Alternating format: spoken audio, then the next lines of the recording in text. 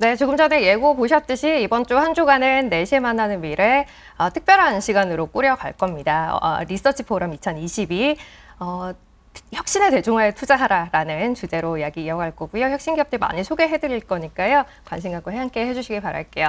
리서치 포럼에도 함께 하실 분이에요. 유명관 애널리스트 오셨습니다. 안녕하세요. 안녕하세요. 네, 안녕하세요.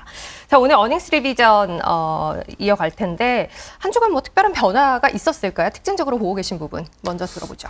일단 선진국 기업들의 어닝은 여전히 견고한 모습을 보이고 있지만 네. 일단 신흥국이 이제 하향 조정폭이 좀 확대가 됐습니다. 아, 그래요? 네, 그림을 한번 봐주시면은 네. 오른쪽 막대 그래프에서 한번 확인을 해주실 수가 있을 것 같은데 신흥국 기업들의 12개월 선행 EPS 변화율이 한 달간 마이너스 0.4% 하향 조정이 됐습니다. 네. 아마 지난주에는 크게 변화가 없었던 걸로 맞아요. 확인하실 정체였어요. 수가 있는데 이번 주에는 이 하향 조정폭이 확대가 됐다라는 게 전 세계 기업들의 실적 변화에서 가장 특징적인 부분인 것 같습니다. 이걸 이끌었던 건 어느 나라인가요? 여전히 우리나라도 선두에 있는 건가요? 한국보다는 중국 기업들의 영향이 조금 컸습니다. 네. 네. 중국 기업들의 12개월 선행 EPS 변화율이 이제 MSCI 기준으로 마이너스 2.0% 기록을 하면서 좀 하향 조정폭이 크게 확대가 되는 모습을 보였고요. 원자재 관련 국가 중에 하나인 이 브라질 같은 경우에도 사실 하향 전환이 이제 시작됐다는 점이 좀 우려로 작용을 하고 있는 것 같습니다. 그래서 반면에 선진국 기업들의 12개월 선행 EPS를 한번 봐주시면 네. 홍콩 같은 경우에도 사실 마이너스 1%가 넘어가는 국가 중에 하나였다가 최근에 하향 조정폭이 완화가 되는 모습을 보이고 있고 미국이나 특히 최근에 이제 유럽의 이익 모멘텀이 굉장히 좋은 모습을 보이고 있어서 좀 체크를 해주시면 좋을 것 같습니다. 그러네요. 유럽은 지난주에도 저희가 좀 특징적으로 봤던 것 같은데요. 네, 이쪽은 계속 좋아서 네. 눈여겨볼 필요 있을 것 같고 브라질이 돌아선 거 그리고 네. 중국의 모멘텀 약화가 조금 더 도드라지고 네. 있는 거 이건 좀 짚어볼 필요 있을 것 같네요. 업종별로 어떤지를 좀 볼 텐데 일단 선진국 같은 경우는 경기 소비세는 계속 안 좋았어요. 네, 마찬가지인가요? 맞습니다. 네, 맞습니다. 지난주에도 말씀드렸듯이 여전히 경기 소비재 쪽에 이익 모멘텀이 가장 부진한 모습을 보이고 있고 네. 반면에 정유나 헬스케어, 산업재, 그러니까 성장이나 이제 가치 스타일 구분 없이 선진국 기업들의 이익 모멘텀은 여전히 긍정적인 모습을 좀 보이고 있습니다. 그 중에서 제가 이제 미국 시장의 이익 모멘텀을 한번 준비를 해왔는데요. 네. 전체적으로 한 주가 한 0.6% 정도 상향 조정이 됐습니다.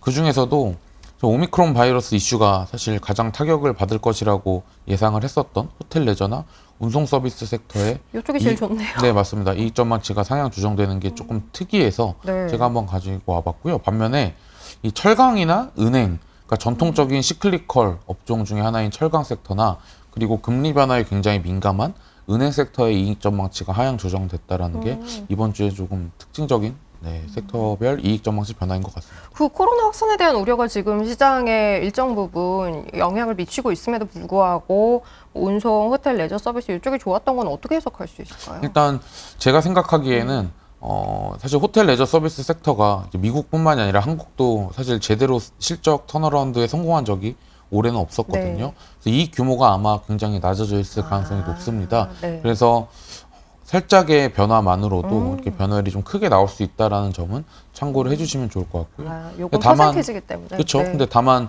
아마도 이 바이러스 영향이 굉장히 바이러스가 영향을 많이 줬다라면은 이 전망치 자체가 마이너스가 굉장히 커졌을 텐데 네. 그 부분은 아니라는 점에서 이번 바이러스 이슈가 사실 그러니까 어느 이슈 정도로 좀 넘어갈 수 있지 않을까라는 생각을 저는 하고 있습니다. 그래요. 본질적인 부분을 흔드는 역할까지는 하지 않을 가능성이 있어 보인다라는 게 지금 숫자로 나타나고 있다라고 보시는 거고요. 한국 얘기를 좀 해보죠. 지난주에는 그 반도체 업종이 주가 측면에서 좀 나아지는 모습을 보였던 게 인상적이었는데 이번 주는 어떤 특징이 있을까요? 이번 주 이제 차트를 한번 봐주시면은 사실 반도체가 아마 지난번에도 점점 오른쪽으로 넘어오고 있다라고 말씀을 드렸지만 아직 이익이 플러스로 전환이 되지는 않았습니다. 네, 여전히. 그래서 저는 사실 이익 변화가 플러스로 바뀌는 걸 확인하고 사실 비중을 늘리자라는 사실 생각을 가지고 있는 상황이고요. 아직은 좀 조심스럽다. 네, 맞습니다. 그래서 지난번에 주가가 많이 빠졌을 때에는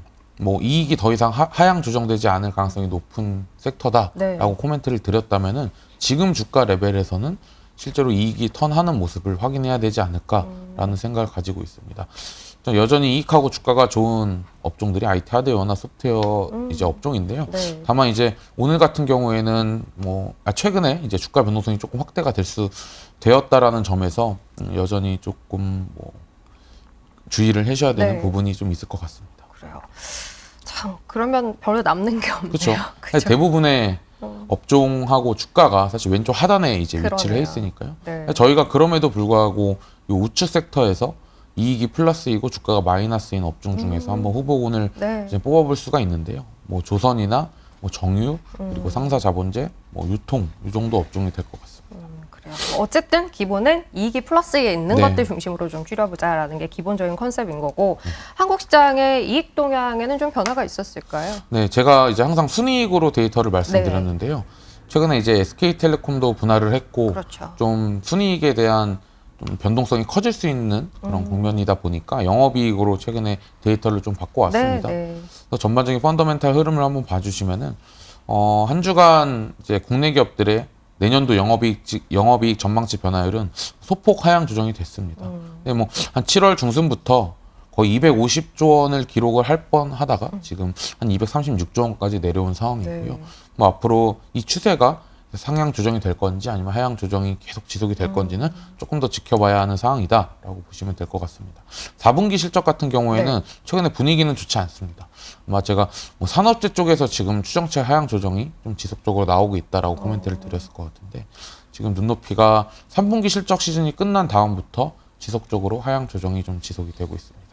그래요. 4분기부터 좋지 않네요. 그죠? 3분기가 그러니까 저희 피크아웃 이야기를 많이 맞습니다. 했었는데 결국 그게 숫자로 계속 확인이 되고 있다라고 봐야 할 것 같고 업종으로 좀 발라서 볼까요? 네. 그래서 내년도에 영업이익 변화율이 좀 상향 조정이 된 업종은 조선, 보험, 미디어, IT 하드웨어 정도 업종입니다. 네. 반면에 헬스케어나 기계, 상사 자본재, 증권 업종은 하향 조정폭이 확대가 좀 됐고요. 사실 이제 조선 같은 경우에는 앞에 이제 미국 호텔 레저 네. 업종이랑 비슷하게 이익의 규모가 굉장히 적어요. 작기 때문에 네. 변화율 자체는 조금 과대하게 나올 수가 있다는 점을 참고를 해주시면 좋을 것 같습니다. 그리고 보험 업종은 저희가 아는 보험업 기업이라는 게 이제 삼성화재나 하나생명 이런 기업이 될 텐데요. 이번 주에 상향 조정을 이끈 기업은 이제 주 하나입니다. 한화. 네. 지주사 이제 한화가 사실 보험 업종에 포함이 되어 있다 보니까 이제 보험 기업들의 펀더멘탈이 개선됐다라고 보기에도 조금 더 어려운 상황인 거고요. 실질적으로 미디어나 IT 하드웨어 정도가 이익 전망치가 실제로 펀더멘탈이 좋아지면서 상향 조정이 됐다 네. 봐주시면 좋을 것 같습니다. 그래서 이 시간이 필요한 것 같네요. 보험 네. 그냥 이제 괜찮아졌다 보면 사실 보험 섹터 좋은 네. 건가라는 생각할 수 있는데 그게 아니라 주 한화가 네. 여기 포함되어 있어서 그로 인한 착시가 좀 있었다라는 이야기인 거고 네. 그러면 그 부분 제외하고 실질적으로 좋아졌다고 볼 수 있는 미디어 네. 쪽을 좀 자세히 보죠. 네, 미디어 업종에서는 이 SBS의 이익 전망치가 크게 상향 조정이 됐습니다. 3분기 실적 발표를 한 지는 좀 지났는데요. 네.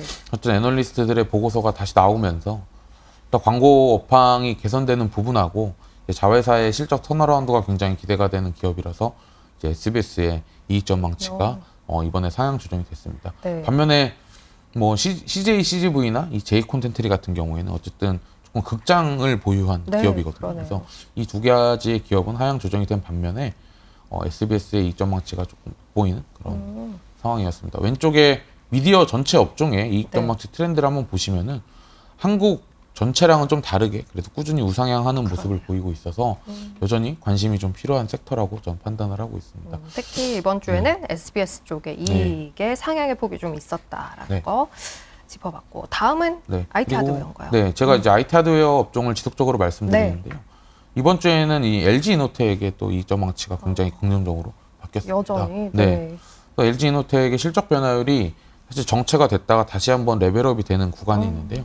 최근에 이제 이 리포트들이 굉장히 좀 많이 발간이 되면서 이 LG 이노텍의 이익 전망치가 조금 한 번 더 레벨업 되는 모습을 보였고요.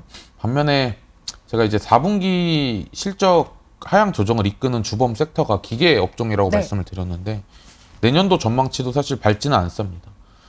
기계 섹터 안에 이제 CS 윈드나 LS 그리고 SFA, LS 전선 아시아 같은 이러한 기업들이 사실 이 기계 섹터의 가장 특징적인 부분이 이 일회성 비용이 가장 많이 발생하는 그래요. 또 업종이기도 하거든요. 네.